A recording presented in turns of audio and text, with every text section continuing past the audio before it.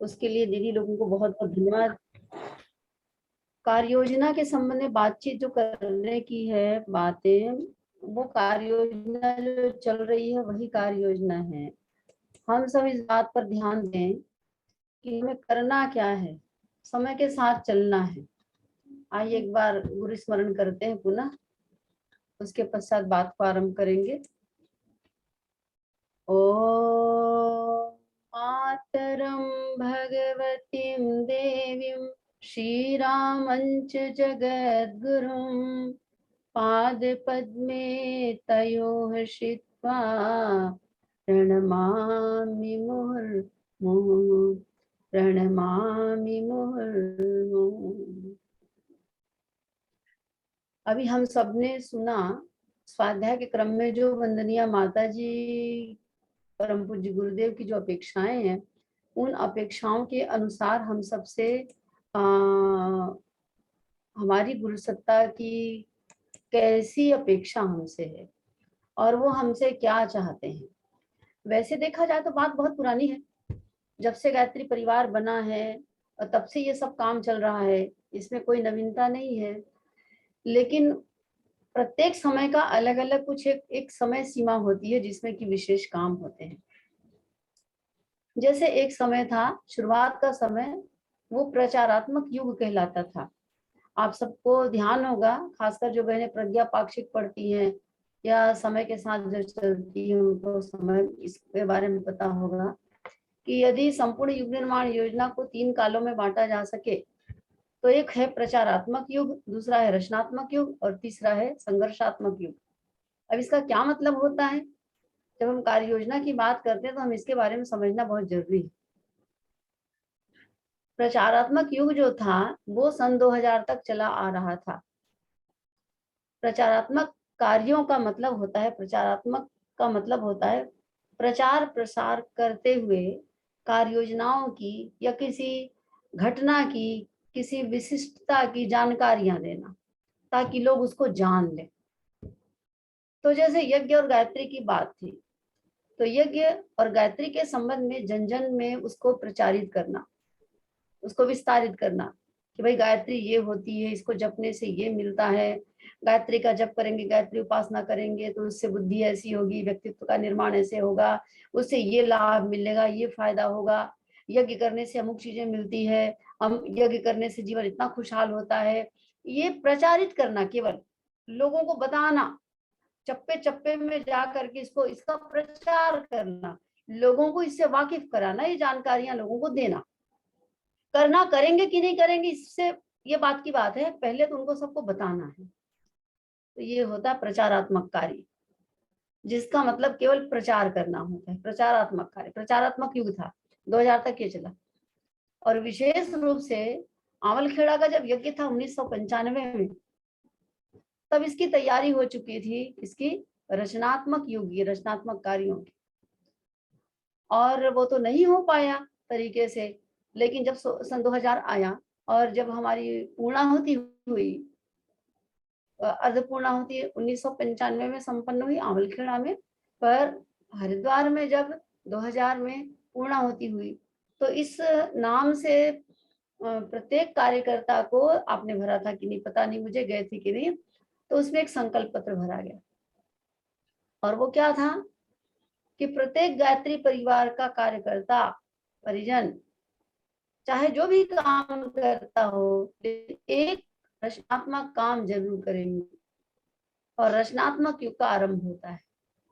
और रचनात्मक कार्यों का मतलब क्या होता है? रचनात्मक युग का मतलब होता है कि केवल किसी विषय के बारे में प्रचार कर देने से बात नहीं बनेगी। प्रचार करना पहले होता है, लेकिन जब प्रचार हो जाता है उसके पश्चात उसको क्रियान्वित किया जाता है, उसका इम्प्लीमेंटेशन होता है, उसको क्रियान्वित करते हैं।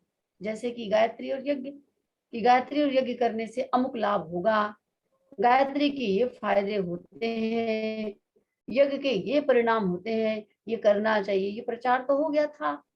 अब गायत्री जप कीजिए और उससे जो लाभ मिलता है उसको अपने स्वयं के व्यक्तित्व में, अपने जीवन में प्रमाणित करके देखिए। ये है रचनात्मक। यज्ञ यज्ञ का प्रचार पहले हो गया, लेकिन अब आप यज्ञ करिए, कीजिए, यज्ञ कीजिए, स्वयं के जीवन में देखिए कि उस यज्ञ से लाभ होता है कि नहीं होता है। दूसरों से करवाइए और पूरे डंके की चोट पर करवाइए और उनको प्रमाणित करके बताइए कि साहब इस ये करने से ये होता है। ये क्या कहलाता है? रचनात्मक। ये है रचनात्मक। मतलब जब किसी कार्यों को उसका क्रियान्वयन किया जाता है और उसका जो परिणाम है वो प्रत्यक्ष देखा जाता है, जिससे निर्माण का कार्य होता है। रचनात्मक मतलब निर्माणात्मक, निर्माण होता है, व्यक्तित्व का निर्माण, युग का निर्माण। जिस भी उद्देश्य से कोई कार्यक्रम होता है उस उद्देश्य की साक्षात पूर्ति होती है। ये कहलाता है रचनात्मक। हम लोग किस में रह रहे हैं? रचनात्मक युग में रह रहे हैं। और इसी रचनात्मक युग में चूंकि रह रहे हैं तो परम पूज्य गुरुदेव ने जो शतसूत्री योजना बताई है उसको 7 आंदोलन में विभाजित कर दिया गया। और उन 7 आंदोलनों पर अब हमें काम करना है, क्योंकि ये रचनात्मक युग है। वो वही रचनात्मक कार्य 7 आंदोलन जो है वो क्या है? रचनात्मक कार्य। कौन कौन से 7 आंदोलन? तो हमें रटा हुआ रहना चाहिए। साधना से शुरुआत होती है, क्योंकि सबसे मूल में है साधना। जो साधक होगा वो काम कर पाएगा, जो साधक होगा वो कार्य करने के दिशा में टिक पाएगा, स्थिर हो पाएगा, टिक पाएगा। साधक नहीं होगा तो मैदान छोड़ करके भाग जाएगा, पराजित हो जाएगा, सह नहीं पाएगा। उसके भीतर की जो चेतना है वो कुछ परिष्कृत हुई रहती है। साधना का बल जब रहता है तब व्यक्ति किसी कार्य को करने के लिए टिक पाता है। उसके भीतर मनोबल रहता है, आत्मबल रहता है, उसकी चेतना उन्नत हो जाती है और वो दूसरों के लिए एक प्रकाश भी होता है, प्रेरणा स्रोत भी बनता है और उसके कार्यों में एक बल होता है जो कि दूसरों को भी आगे बढ़ने के लिए बाध्य कर देता है। ये सबके मूल में साधना होती है। इसलिए सबसे पहला नंबर जो 7 आंदोलन में आता है, क्रम आता है, उसमें सबसे पहला है वो साधना। 4S, साधना के बाद शिक्षा के बाद स्वास्थ्य, उसके बाद स्वावलंबन, फिर पर्यावरण संरक्षण, उसके बाद व्यसन मुक्ति और कुरीति उन्मूलन आंदोलन और उसके पश्चात है नारी जागरण आंदोलन। ये 7 आंदोलन गुरुदेव ने दिए। वो शतसूत्री आंदोलन ही है, लेकिन उसको 7 वर्गों में विभाजित कर दिया गया। तो जितने भी समाज निर्माण के, परिवार निर्माण के, व्यक्तित्व निर्माण के जितने भी कार्य हैं, छोटे से छोटे, बड़े से बड़े,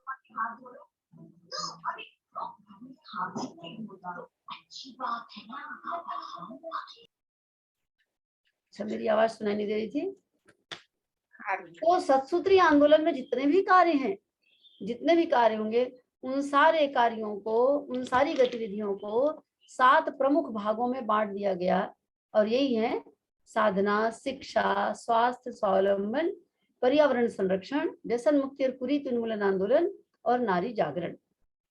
ये 7 आंदोलन, मतलब इन 7 पर काम करके, 7 पर समाज में जब हम काम करेंगे, काम होगा, तब वास्तव में युग निर्माण होगा।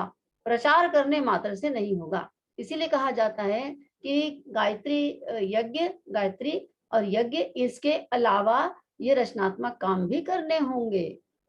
केवल गायत्री यज्ञ यज्ञ कर लेने से, पदार्थ यज्ञ कर लेने से मात्र बात नहीं बनेगी। इसके सामने परम पूज्य गुरुदेव ने कहा है कि बेटा यज्ञ जो है वो एक झुनझुना है, मतलब जिसके माध्यम से लोगों को हम एकत्रित करते हैं, एक स्थान पर आकर्षित करते हैं, जिसके नाम से सहज श्रद्धा होने के परिणाम स्वरूप सारे लोग उसमें एकत्रित हो जाते हैं एक जगह। फिर जब वो एक जगह एकत्रित हो जाते हैं तब फिर उनको ये रचनात्मक कार्यों के बारे में जानकारी ही नहीं, बल्कि उसमें उनको नियोजित करना है। ऐसी स्थिति में अब यज्ञ करने कराने का अधिकारी वही है जो रचनात्मक कार्यों के लिए यज्ञ प्रयोजन रखता है, मतलब एक प्रयोजन के नाम से यज्ञ करता है। यज्ञ आयोजन हो गया और ये 7 आंदोलन क्या हो गए? प्रयोजन हो गए, उद्देश्य हो गए। इन उद्देश्यों को ध्यान में रख करके ही हमें, चाहे वो गृह गृह यज्ञ हो तो, चाहे 5 कुंडी यज्ञ हो तो, और चाहे वो 24 और 108 कुंडी यज्ञ हो तो, ये किए जाने हैं। ये गुरुदेव ने समझाया। तो अभी हम लोग जो करने जा रहे हैं, ये जो होता है 7 आंदोलन, रचनात्मक प्रकोष्ठ होता है, युवा प्रकोष्ठ होता है, ये सब क्या काम करते हैं? महिला प्रकोष्ठ होता है, ये सब क्या काम करते हैं? रचनात्मक काम करते हैं। जैसे उदाहरण के लिए साधना आंदोलन के अंतर्गत ही आप ले लीजिए, आप देखिए साधना आंदोलन में अब वो बात नहीं कि केवल आप प्रचार करिए, क्या भाई मंत्र लेखन करवा दिया, यज्ञ के बारे में बता दिया, यहाँ वो बोल दिया, नारी जागरण के बारे में मंच में जाकर के बोल के आ गए, वो तो बोलने का काम प्रचारात्मक है। कैसा भी काम हो, केवल यदि हम प्रचार करके आगे, बता करके आ गए, फॉलो प्रोग्राम कुछ भी नहीं हुआ, समझ लीजिए कि वो प्रचार हुआ। और प्रचार से दुनिया नहीं बदलने वाली, हम ही नहीं बदलने वाले, दुनिया क्या बदलेगी? स्वाध्याय के क्रम में कितना भी बढ़िया बढ़िया बोल लिया जाए, पढ़ के सुनाया जाए और पढ़ा जाए, खुद भी खूब सारा पढ़ लिया, लेकिन उसको इम्प्लीमेंट नहीं किया गया अपने आप अपने ऊपर। रोज ही हम स्वाध्याय करें, रोज ही एक एक किताब पढ़ डालें भले, लेकिन उस किताब को पढ़ लेने से कुछ नहीं होगा, बल्कि उसमें जो लिखा है, जो संदेश है, उसको अपने जीवन में इम्प्लीमेंट करने से, क्रियान्वित करने से ही कुछ कुछ निर्माण का काम हो सकता है। तो निर्माण करने की बात है। नारी जागरण आंदोलन के अंतर्गत मैं आपको ले जाना चाहती हूँ, मेरा इशारा यही है, हम लोग जो नारी जागरण आंदोलन के अंतर्गत जो काम कर रहे हैं, वो मूल में है। एक तरफ मूल में है साधना, इतना मेहनत करी है, मैं बोली इतना जीवन तो गंवा चुकी। ये किनकी आवाज है भैया? आप देखिए इसको, जो भी आवाज आती है उसको बंद करिए। हम लोग के बिना अलाउ करे कोई अपना आवाज ना खोल सके, सेट करके रखिए ऐसा। तो निवेदन ये था मेरा, मैं उधर ले जा रही हूँ आपको, कि ये जो नारी जागरण आंदोलन है कितना विराट और विशाल, वो सारे आंदोलन पर काम करने के लिए है। नारी जागरण का मतलब ही ये होता है कि क्या करें हम, नारी जागेगी मतलब वो अलर्ट हो जाएगी, वो जागरूक होगी, उसे जब बोध होगा कि मैं क्या हूँ, मुझे क्या करना है, तो उसमें शिष्यत्व का भाव भी आएगा। और वो अपने आप को जब शिष्य समझेगी, तो वो घर में नहीं बैठ सकती, वो आकुल व्याकुल हो करके वो बहुत परेशान हो जाएगी। उसको संतोष तभी मिलेगा जब वो कुछ युग निर्माण के लिए करेगी, जब वो भगवान के काम में हाथ बटाएगी, तभी उसके मन में कोई संतोष और करार आएगा, नहीं तो छटपटाते रह जाएंगे। और नारी जागरण आंदोलन हो जाएगा तो सारे आंदोलन संपन्न हो जाएंगे। इसका क्या मतलब है? ये आप हम सब लोगों ने जब नारी जागरण कार्यशाला संपन्न किया तो इस लाइन को बोल करके आए हैं, आपके पीडीएफ में लिखा हुआ है, क्योंकि परम पूज्य गुरुदेव ने लिख करके दिया है ये, कि एक नारी जागरण आंदोलन संपन्न हो जाएगा तो सारा कुछ संपन्न हो जाएगा। इसलिए आपको नारी जागरण आंदोलन का हिस्सा बनने के लिए ढूंढ रहे हैं, खोज रहे हैं। और ये ढूंढ खोज कैसे संपन्न होगी? तो एक दिन स्वाध्याय में जुड़ जाने से हो जाएगा क्या? बिल्कुल भी नहीं होगा, बिल्कुल भी नहीं होगा। एक दिन यज्ञ कराने चले जाने से हो जाएगा क्या? बिल्कुल भी नहीं होगा। एक दिन जिला स्तरीय कार्यक्रम कराने के लिए, 4 दिन ब्लॉक स्तरीय कार्यक्रम कराने के लिए चले जाने से हो जाएगा? बिल्कुल नहीं होगा।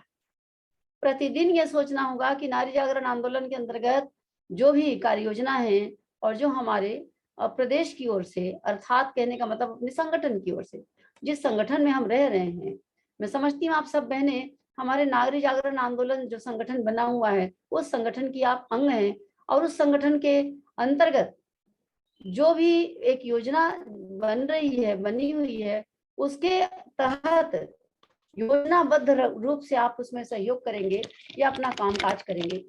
ये सोचना ही नहीं हमारा, बल्कि आप लोगों में से बहुत सारे लोग का सहयोग मिला है। तो निवेदन ये करूंगी दीदी कि हम अपनी कार्य योजना को जाने 2026 तक, जब तक वंदनीय माता जी का जन्म शताब्दी वर्ष समारोह जिस भी रूप में मनाया जाएगा, वो दिन जब तक नहीं आ जाता, तब तक वंदनीय माता जी को याद करके हम अपने जो भी कार्य योजना उस कार्य योजना पर चले। अब आप सोचेंगे ये संगठन किस संगठन की बात कर रहे हैं आप? ये कौन सा संगठन होता है? संगठन वो होता है जिनके साथ हम, जैसे परिवार एक संगठन होता है, परिवार में 5 लोग हैं, 7 लोग हैं, तो यदि हम परिवार संगठन में हैं, तो हमें अपने परिवार संगठन के अंतर्गत जो कार्य हैं, जो उद्देश्य है, उसको प्राथमिकता देते हुए अपना जीवन यापन करना पड़ेगा। भले ही आप दूसरों को कुछ सहयोग और भी कर सकते हैं, वो अलग बात है। उसी प्रकार से यदि हम ये नारी जागरण आंदोलन संगठन में हैं, वो संगठन कौन सा है? आप लोग हैं ना। जिला स्तर पर जो बहनें नामित हैं, उपजोन स्तर पर जो बहनें नामित हैं, ब्लॉक स्तर पर जो बहनें नामित हैं, जो महिला मंडल आप बना रहे हैं, महिला मंडल की प्रमुख बहन है जो दूसरों के लिए जिम्मेदारी ले रही है, ये सब क्या है? ये संगठन के, हम सब जो है संगठन के अंग हैं। तो जो भी संगठन का अंग है उसका ये पुनीत कर्तव्य है कि भाई जो भी ये योजना बनी हुई है उस योजना को योजनाबद्ध रूप से, योजनाबद्ध तरीके से आगे आगे हम बढ़ाएं, उसको क्रियान्वित करें और पूरी ईमानदारी और जिम्मेदारी के साथ। मैं ईमानदारी जिम्मेदारी शब्द को हमेशा बोलती हूँ। ईमानदारी जिम्मेदारी शब्द को बार बार बोलने की क्यों जरूरत पड़ती है? क्योंकि हम भूल जाते हैं, हम भटक जाते हैं, हम अपनी प्राथमिकताओं का निर्धारण नहीं कर पाते। आप अपनी प्राथमिकताओं का निर्धारण कीजिए। जैसे मेरे पास सप्ताह में 7 दिन है, सप्ताह में 7 दिन है, मिशन का ही काम करना है, लेकिन 7 दिन में बहुत सारे काम आपके पास आएंगे, हो सकता है ऐसा। और आपकी अपनी नौकरी या अपना घरेलू काम भी होगा निश्चित रूप से, आपका स्थानीय काम भी होगा निश्चित रूप से। तब ऐसी स्थिति में क्या करेंगे? जो ज्यादा सबसे महत्वपूर्ण काम है उसको तो आप निपटाएंगे, ठीक है, लेकिन जब मिशन का काम करने की बारी आएगी तो मिशन का काम करने के ध्येय से आप वही काम करेंगे जो उसी समय आपको उस काम को करने के लिए निर्धारित हुआ है उस सप्ताह में, तब बात बनेगी। जैसे उदाहरण के लिए वो छोटी सी बात, हमारा कार्यशाला जब संपन्न होना था तब तक हमारा सबसे प्रथम प्राथमिकता थी कार्यशाला को संपन्न करना अपने अपने जिले में, एक भी स्थान न बचे। 5 ब्लॉक है तो पांचों ब्लॉक में आपकी कार्यशाला संपन्न हो जानी चाहिए, 5 के 5, राइट, इतना हो गया। अब अगला क्या चल रहा है? कार्यशाला को हमने संपन्न क्यों किया? कार्यशाला संपन्न किया, इसका उद्देश्य था कि हमारी सारी गायत्री परिवार की बहनों से मेल मुलाकात हो जाए, उनको हम पहचान ले, उन सबको नियोजित करने के लायक उनको पहले संगठित कर ले, उन सबको महिला मंडल के रूप में जोड़ पाए, आबद्ध कर पाए और फिर उनको विविध गतिविधियों का प्रशिक्षण शिक्षण देते हुए उनको आगे बढ़ाएं। इस उद्देश्य से कार्यशाला संपन्न की गई। कई जगह ऐसा भी है जहां पर ब्लॉक तो 5 हैं लेकिन कार्यक्रम 10 हो रहे हैं, ठीक है, पर आप किस उद्देश्य से 5 को 10 कर रहे हैं ये बहुत ध्यान से देखिए और समझिए। क्या नारी जागरण आंदोलन को ही क्रियान्वित करने के नाम से आपका वो गोष्ठी हो रही है या कार्यक्रम संपन्न करने जा रहे हैं, कि और भी दूसरा काम सोचा होगा उसके नाम से जा रहे हैं, कि किस नाम से जा रहे हैं? यज्ञ कराने के नाम से जा सकते हैं, यज्ञ करने के नाम से जा सकते हैं, तो वो दूसरा काम आपका हो गया। तो समय की नजाकत को देखते हुए, समय की मांग को देखते हुए और अपनी जिम्मेदारी को ध्यान में रख करके आगे बढ़ा जाता है। इतनी सी बात बस। तो ये ध्यान रहे कि हमारा ये जो क्रम चल रहा है, इस क्रम को पूरा करने में हम कहीं पिछड़ तो नहीं जाएंगे। जैसे उदाहरण के लिए हमारे जिले भर में, ब्लॉक भर में जहां जहां हमें महिला मंडल बनाने हैं, तो कार्यशाला संपन्न करके उस माध्यम से भी आप महिला मंडल बना सकते हैं। और उसके अलावा आप गोष्ठी के लिए जाकर के केवल 2 घंटे 3 घंटे की गोष्ठी लीजिए, 3 घंटे की गोष्ठी रखिए, आराम से 12 बजे के बाद जाइए और 4 बजे तक वहां पर रहिए, आराम से आपकी सारी गोष्ठी विस्तार से संपन्न हो जाएगी।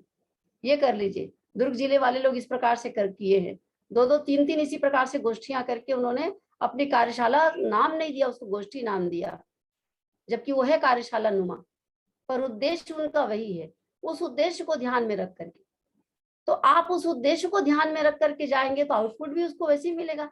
लेकिन आपने 10-10 कार्यक्रम भी कर लिया तब भी आपको आउटपुट नहीं मिलेगा यदि आपने उस उद्देश्य को साथ में नहीं लिया। तो ये सोचना है दीदी। अब कार्य योजना के संबंध में मैं 4 बात कहूंगी आपको, बिल्कुल सारगर्भित। आपके जिले में प्रत्येक ब्लॉक में, ब्लॉक वाइज कितने महिला मंडल बने हैं? नंबर 1, जो निर्धारित कार्य योजना है वो बता रही हूँ आपको, कितने महिला मंडल बने हैं। वो ब्लॉक स्तरीय कार्य योजना समाप्त, अब उसकी बात नहीं करेंगे हम। जिस उद्देश्य से वो सब किया गया था, जिला स्तरीय ब्लॉक स्तरीय, अब उस उद्देश्य में हम आते हैं सीधे सीधे। कितने महिला मंडल बने? 1। दूसरी बात, उन महिला मंडलों में से कितनी महिला मंडल सक्रिय और जीवंत हैं, अर्थात हर सप्ताह बैठते हैं। और ऐसी जैसे अभी हम लोग ऑनलाइन निर्धारित जो उसका स्वरूप है उसी निर्धारित स्वरूप के अनुसार अपनी सक्रियता बनाए रखी। ऐसी महिला मंडल कितनी है? क्या हमारे पास सारे महिला मंडल का डिटेल, मतलब उनको क्रियान्वित करने वाली प्रमुख जो संचालिका बहन है वो, और उनके जो सदस्य, उनकी संख्या कितनी है, उनके फोन नंबर क्या है, ये हमें ज्ञात है कि नहीं है? और आपने वो सूची बना करके दी है कि नहीं दी है? सोचिए। फिर आपके उस ब्लॉक और जिले में अपने अपने स्तर पर इसको सोचिए कि उसमें कितने लोग ऐसे हैं जिनको कर्मकांड कराना आता है। यज्ञ कराने की क्षमता, दीपयज्ञ कराने की क्षमता, सारे संस्कार कराने की क्षमता कितने लोगों में है और कितने लोगों में नहीं है, और कितने लोग सीखना चाहते हैं। मैं आपको याद दिलाऊं, जब पिछली बार सप्ताह भर पहले हम लोगों ने एक मीटिंग रखी थी सारी बहनों की, उसे मैंने निवेदन किया था 4-5 दिनों में सब कुछ हो जाना चाहिए। क्या हो जाना चाहिए? कि कर्मकांड सीखने वाले, कर्मकांड को सिखाने की क्षमता रखने वाले, पूरी तरह से प्रशिक्षित या अर्ध प्रशिक्षित, जिनको कुछ त्रुटि सुधार करना है, उनकी सूची चाहिए, ने मांगा था। 2-3 जिले से आए मात्र, अभी तक और जिलों से नहीं आ पाया। बोलते हैं बना रहे हैं, क्या चीज को बना रहे हैं भाई? अरे जितना बन गया उतना तो दीजिए। प्रथम और द्वितीय श्रेणी को दीजिए, फिर तृतीय श्रेणी को देखते रहिएगा। प्रथम और द्वितीय श्रेणी में बहुत ज्यादा लोग नहीं रहते, प्रथम श्रेणी तो दे दीजिए अगर हैं तो, नहीं तो बताइए नहीं है द्वितीय श्रेणी के लोग हैं, समझ में आ जाएगी बात कि कितने लोग किस स्तर के हैं। जब तक आप ये नहीं जानेंगे तब तक कैसे होगा? उसी प्रकार से एक ये हो गया। दूसरा, इसी के साथ में कितने लोग संस्कार संपन्न कराने की क्षमता रखते हैं, यज्ञ कराने की क्षमता रखते हैं, मतलब कर रहे हैं, कितने लोग हैं? बाल संस्कारशाला चलाने की क्षमता कितने लोग रखते हैं? आपने उसमें एक सूची बनाई क्या? बनाइए उसकी सूची, क्योंकि बाल संस्कारशाला के संचालन के लिए भी तो आप लोगों के पास संकल्प आए हैं, आपने उस विधा को समझाया। तो वो कौन कौन से स्थान है, कितने स्थान है जहां पर बहनें कन्या कौशल शिविर लगाना चाहती हैं, और वो बहनें कौन कौन सी है जो कन्या कौशल शिविर लगाना स्वयं लगाएंगी? मतलब अपनी 3-4 की टीम बना करके कम से कम एक ब्लॉक में नहीं तो जिले में तो हो, ब्लॉक में तो एक जिले में कम से कम 4 टीम हो।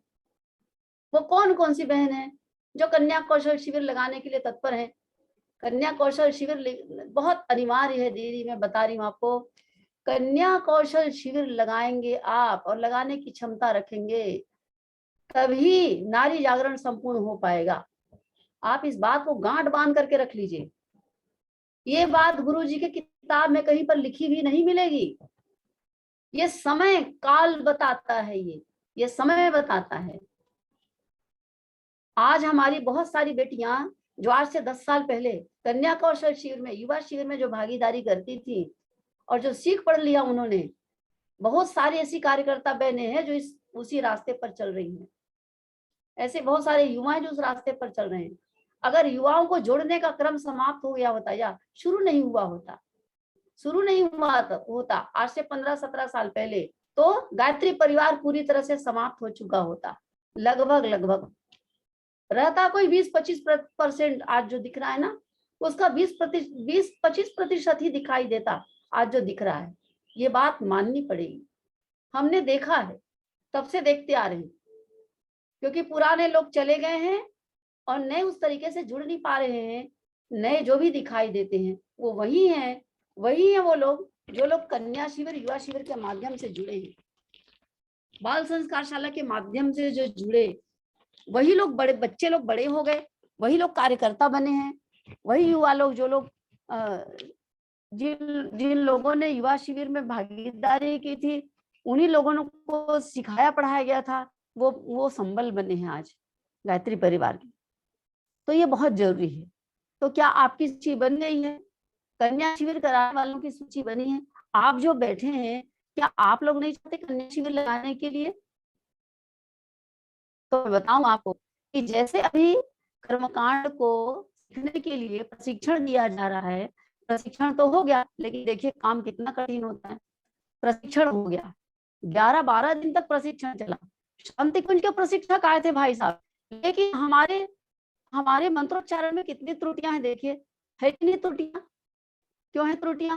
वो अभ्यास का विषय है। कोई भी नई विधा रहती है वो अभ्यास को मांगती है, अभ्यास का समर्पण मांगती है। जितना ज्यादा हम अभ्यास करने में समय देते हैं, समर्पण देते हैं, उतना ज्यादा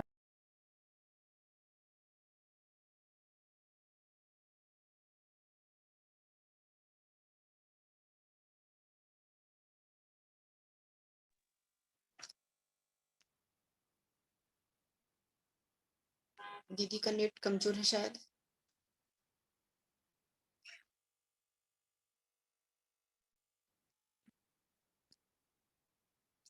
तो बहनों, दीदी जुड़ने का प्रयास कर रही हैं। काय योजनाओं के विषय में आप सुन रही हैं, और जो प्रशिक्षण का कार्यक्रम हम लोगों को दिया गया है मंत्रोच्चारण का, तो ज्यादा से ज्यादा बहनें बार बार उसका अभ्यास करेंगी, जिससे हम पारंगत हो सके, हमारे में कोई त्रुटि न हो, इसका भी ध्यान रखेंगे। और शुद्ध उच्चारण का बार बार अभ्यास करने से आगे दीदी, आदरण दीदी आगे।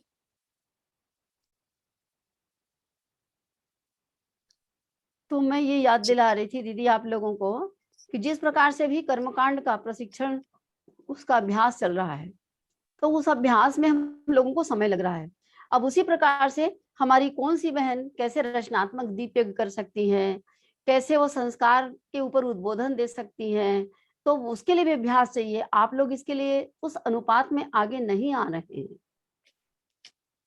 आप लोगों की सूची उस तरीके से नहीं मिल पा रही है, आप उस तरीके से आगे नहीं आ पा रहे हैं। या तो फिर ये समझा जाए कि आप लोग उसमें पारंगत है, जैसा मैं यही अनुमान लगा रही हूँ, क्योंकि आप बहुत दिनों से काम करते चले आ रहे हैं। तो आप सब लोग सब संस्कार करा सकते हैं, संस्कार तो हर कोई करा सकता है, यज्ञ तो हर कोई करा सकता है, क्योंकि कर्मकांड की किताब सामने रखी रहती है और उसमें कुछ एक्सप्लेनेशन दिया रहता है, बस उतना ही बोलिए। बात यह है, महत्वपूर्ण बात, जिस उद्देश्य से वो यज्ञ किया जा रहा है, जिस उद्देश्य से दीप यज्ञ किया जाता है, संस्कार किए जाते हैं, उसको सही तरीके से प्रस्तुत करना, उस विषय का प्रतिपादन करना। जब विषय का प्रतिपादन सही सटीक ढंग से होता है तो सुनने वाले लोग उसको हृदयंगम करते हैं, समझ पाते हैं, और वो हमेशा के लिए उनका मानस बदल जाता है। ब्रेन वॉशिंग का काम होता है कब? जब आप सही सटीक तरीके से विषय का प्रतिपादन करते हैं, उसको समझाते हैं, तब। केवल यज्ञ कर्मकांड हो गया, केवल कर्मकांड का से दीप यज्ञ हो गया, उससे बात बन नहीं पाती। इस बात को समझना पड़ेगा और इसके लिए तैयारी करिए आप। 2 दिन में कम से कम हमारी बहनें 2 दिन में कम से कम हमारी बहनें एक विषय का तैयार करें, कर सकते हैं, निश्चित रूप से कर सकते हैं। आप अपने लिए कोई टारगेट बना के रखे हैं क्या? देखिए, टारगेट बनाया है आपने, 4 दिन में मुझे 2 विषय तैयार करना है, प्रस्तुत करना है, और टारगेट आपने बनाया है। मुझे लगता है कि हमारी बहुत सारी बहनों ने टारगेट नहीं बनाया। कर्मकांड में केवल नाम आ गया, तो वो क्यों आ गया? बहुत आसान है, जुड़ जाएं और सुनते रहें, और जब अपनी बारी आएगी तो बोल के सुनाएंगे, तो वो दीदी जो है वो उसको बता देंगी, यहाँ पर ये करो, यहाँ पर ये करो। लेकिन उसके बाद में परफेक्ट करना तो खुद का काम है ना। और बाकी को मैंने ये निवेदन किया कि भाई अपने आप से आप विषय को तैयार कीजिए। अब वो भारी पड़ गया लगता है मुझे, अब वो मेहनत करना चाहेंगे जो लोग, वो कर पाएंगे, जो लोग मेहनत वो, तो अच्छी बात है। चीज और समझने की, जो मेहनत करने को तैयार नहीं, वो आगे नहीं बढ़ पाएंगे। मेहनत चाहिए, नए नए विषय को तैयार करने के लिए मेहनत चाहिए, प्रस्तुति कैसे की जाती है उसका ट्रिक चाहिए, ये सीखना पड़ेगा। तो सीखना पड़ेगा, हर चीज को दादी की कहानी के समान सुनने का नहीं है, खुद करने का भी है।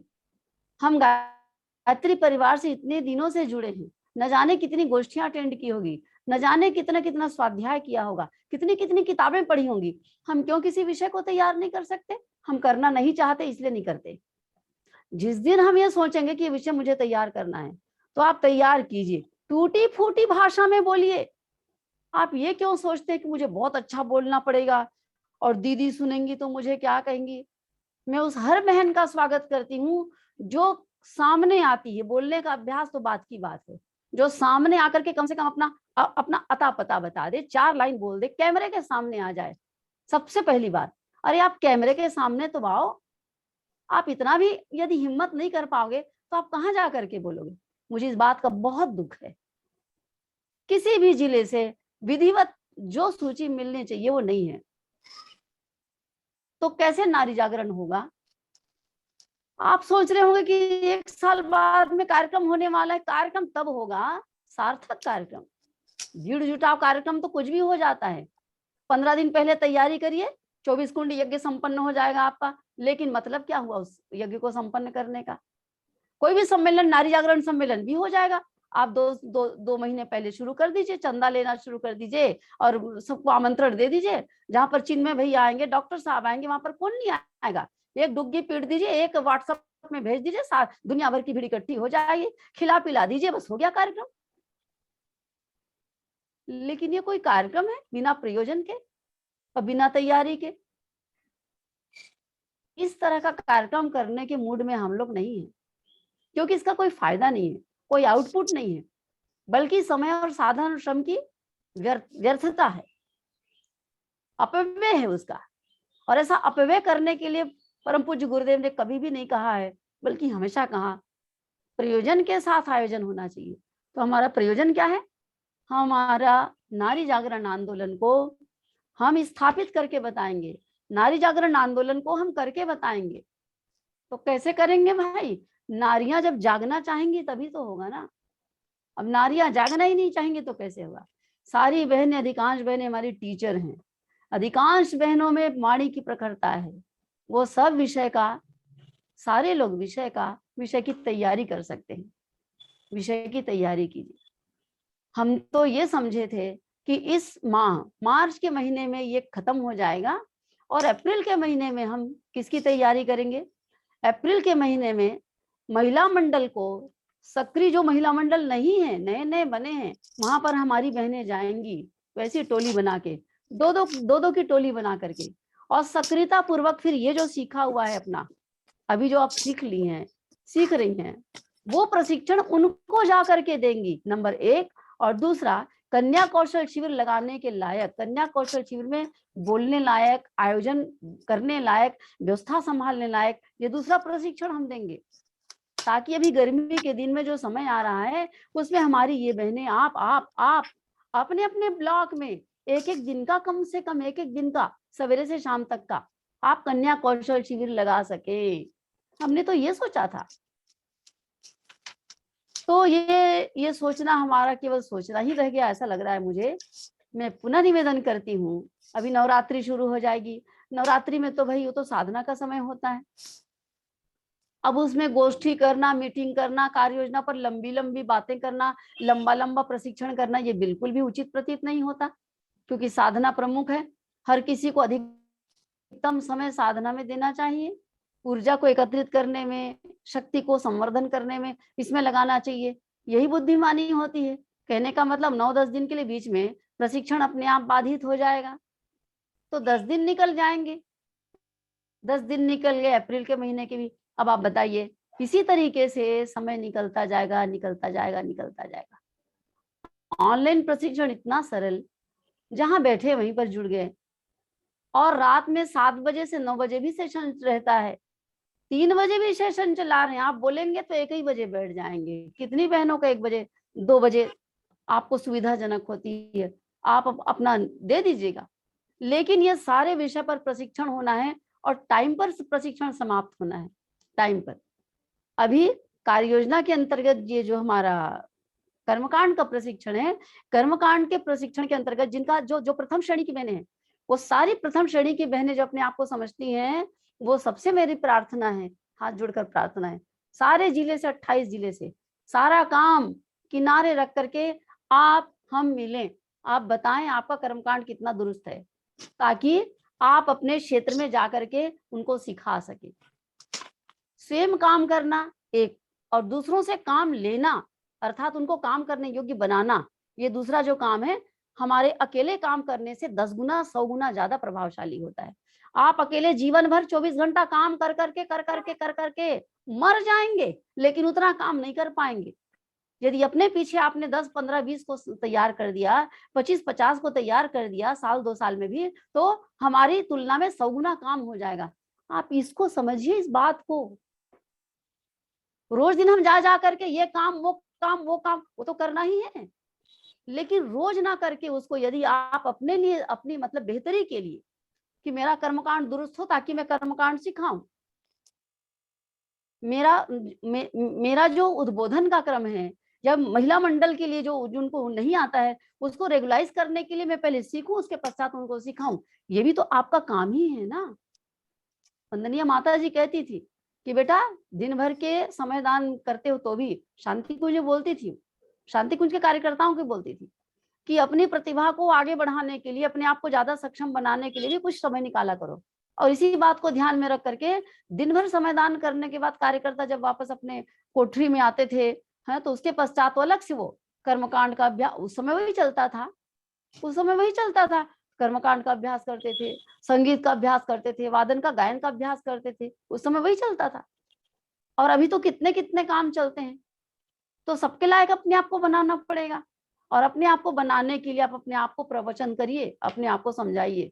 हमारी बहुत सी बहनें जिनको समझ में नहीं आता है, कर तो रहे हैं काम, ये सोचते हैं वो लोग, लेकिन आप काम क्या कर रहे हैं, कौन सा काम कर रहे हैं, इस प्रश्न का उत्तर आपके पास रहना चाहिए, तब जाकर के बात बनेगी। तो मैं समझती हूँ कि मेरी बातों को आप समझ पा रहे होंगे, मेरा प्रेशर नहीं है, लेकिन इस बात की जरूर इस बात को मैं विशेष रूप से ध्यान दे रही हूँ कि जो हम लोगों ने बीड़ा उठाया है, विशेष रूप से 1 वर्ष बाद में जो बड़ा कार्यक्रम होना है, और उसमें जो हमारी एक प्राथमिकताएं हैं जो पूरी होनी चाहिए, मैं समझती हूँ कि वो जरूर होना चाहिए। और वो इतना ही महत्वपूर्ण है जैसे किसी 108 कुंडी 24 कुंडी यज्ञ में कुंड बनाना, अरे कुंड बनेगा तब तो यज्ञ की शुरुआत होगी। इसी प्रकार से ये जो जो प्राथमिकताओं का निर्धारण हमने किया, 1 वर्षीय कार्य योजना आपके हाथ में है और प्रगति रिपोर्ट हर महीने देने का है, वो इस बात को स्पष्ट करता है कि क्या क्या काम करने हैं और कब कब काम करने हैं। तो मैं समझती हूँ कि इस बात को ध्यान दिया जाए, और ये जब तक हम ध्यान नहीं देंगे तब तक ये हमारा ना तो आयोजन सफल होगा और न ही हम उस तरीके से आगे बढ़ पाएंगे। आज साधना स्वाध्याय के क्रम में 72 बहनें केवल जुड़ी हैं, मात्र 72 बहनें दिख रही हैं, बाकी बहनें कहाँ हैं? आप अपने जिले को, ब्लॉक को देखिए, ये सप्ताह में 1 दिन वाला है, केवल सप्ताह में 1 दिन, इसमें तो 300 की संख्या होनी चाहिए। यदि आपने सबको जोड़ा होगा, अपने ग्रुप में जोड़ा होगा, आपका प्रभाव होगा। आप अपने क्षेत्र में भी यदि महिला मंडल की करते हैं तो कहाँ है वो लोग? और आप पूरे लोग नहीं होंगे। आप जांचिए, देखिए, अगले बताइएगा कि क्या जिले की, उपजोन की, ब्लॉक की नामित बहनें जो सबसे ज्यादा सक्रिय हैं, वो सब जुड़ती हैं, जुड़े हैं क्या? अगर सब जुड़ेंगे तो ये 300 पार हो जाएगा और YouTube को चालू करना पड़ेगा। इतनी संख्या बनती है, 550 से पार हो जाता है वो। तो उपजोन वाली बहनें जिले वाले को, ब्लॉक वाले को देखे, जिले वाली बहनें अपने आप को, अपनी दूसरी साथी को और बाकी लोगों को देखे, और जिन जिलों से कोई नहीं जुड़ा होगा उनको उपजोन वाले देखें, उपजोन वाले देखें और उनको, उनका रिकॉर्ड रखें। और इसके लिए एक मीटिंग अपन फिर से करेंगे, क्योंकि अगर ऐसा है तो जिले में दूसरी बहन को नामित करना पड़ेगा, उनका सब्स्टिट्यूट तलाशना पड़ेगा। उपजोन में अगर नहीं है तो उनके लिए भी सब्स्टिट्यूट तलाशना पड़ेगा, मतलब उनके बदले में। और ब्लॉक में नहीं हो पा रहा है तो ब्लॉक में भी नई बहनों को तलाशना पड़ेगा। इस तरीके से काम नहीं बन पाएगा। ये देखते देखते 3 महीने लगभग बीत गए हैं हमारा, जनवरी, फरवरी, मार्च, 3 महीने बीत गए। 3 क्यों, दिसंबर को भी लीजिए, 4 महीने बीत गए। तो अब ये धोखा हो जाएगा और बड़ी मुसीबत में फंस जाएंगे। तो हम नहीं चाहते हैं कि हमारा आंदोलन मुसीबत में फंसे, हमारा कार्यक्रम जो हाशिए में चला जाए। मेरी इस बात के संबंध में कोई अगर हमारी उपजोन से जुड़ी बहनें होंगी और यो अब अगर अपनी बात कुछ कहना चाहती हूँ तो मैं 5 मिनट के लिए उनको निवेदन करूंगी, अपनी बात कहें।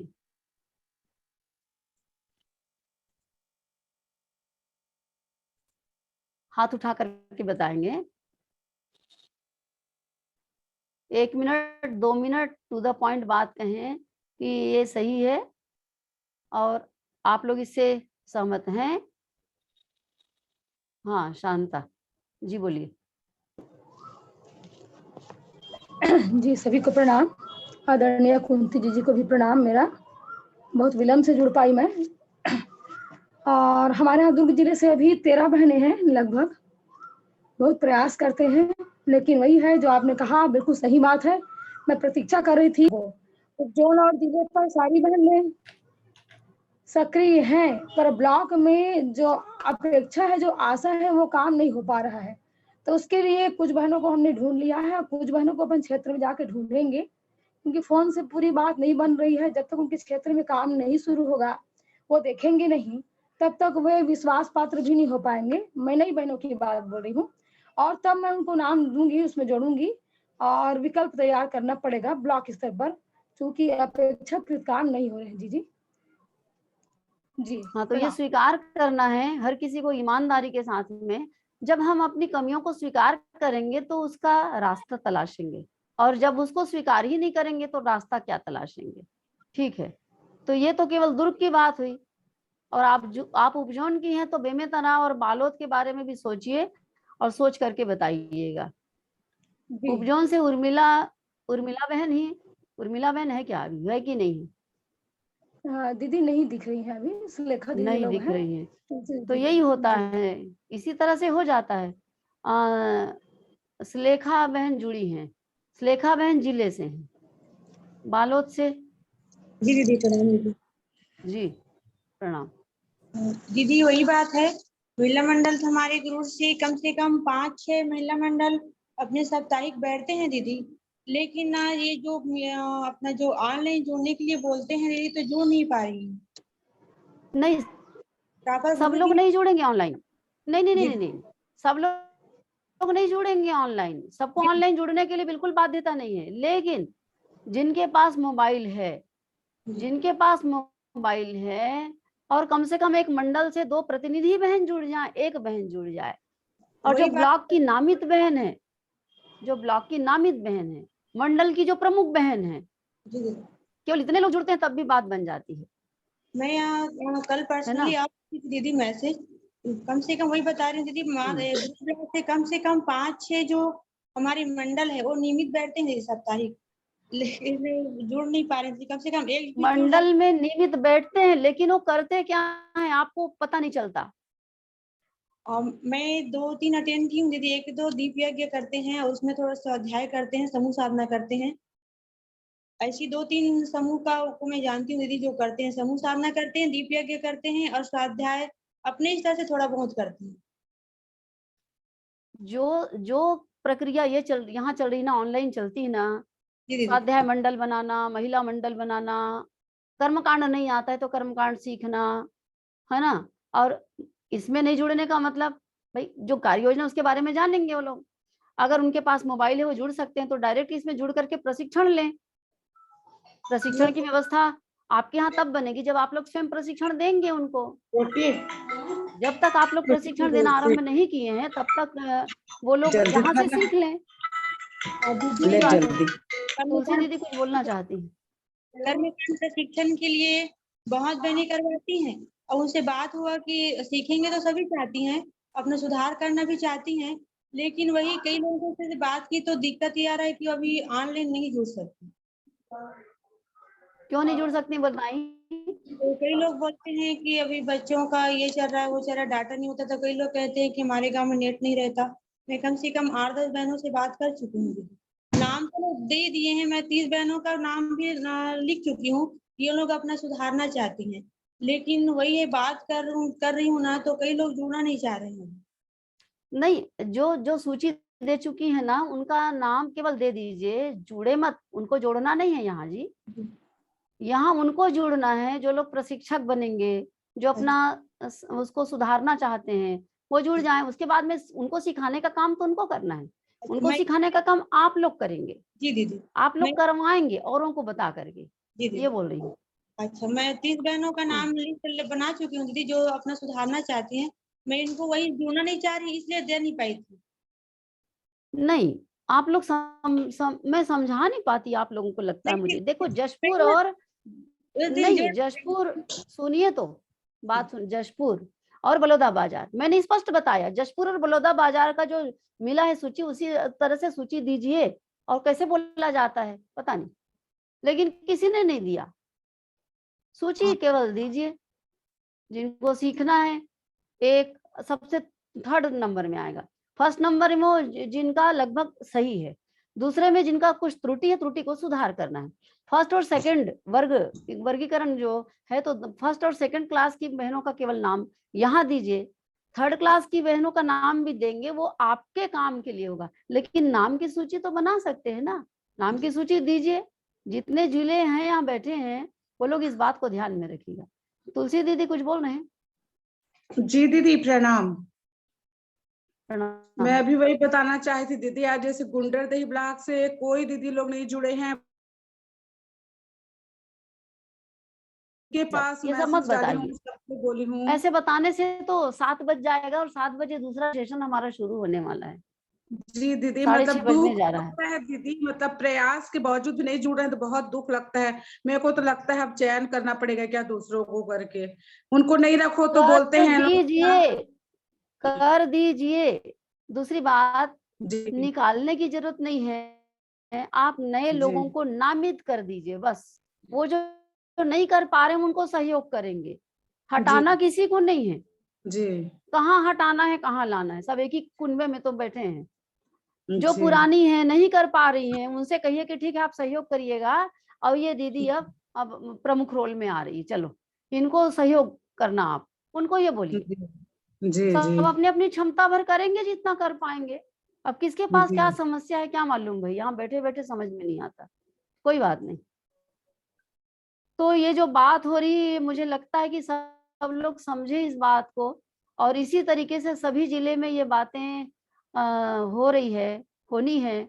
धमतरी से लेकर के बलौदा बाजार और कंवरधा और बेमेतरा, इधर महासमुंद है ना, तो चाहे वो जशपुर हो और मुंगेली हो, बिलासपुर हो, जो भी हो, सारी जगह जो लोग फील्ड में यज्ञ कराने गए हैं, कुछ बड़ा कार्यक्रम करने गए हैं, भाई उसमें तो कोई जुड़ नहीं सकता, उसमें कोई दिक्कत नहीं है। हम ये नहीं कह रहे कि आप फील्ड को छोड़ करके यहाँ जुड़िए। मैं बार बार कहती हूँ, यहाँ प्रशिक्षण जो होता है वो फील्ड में काम करने के लिए होता है।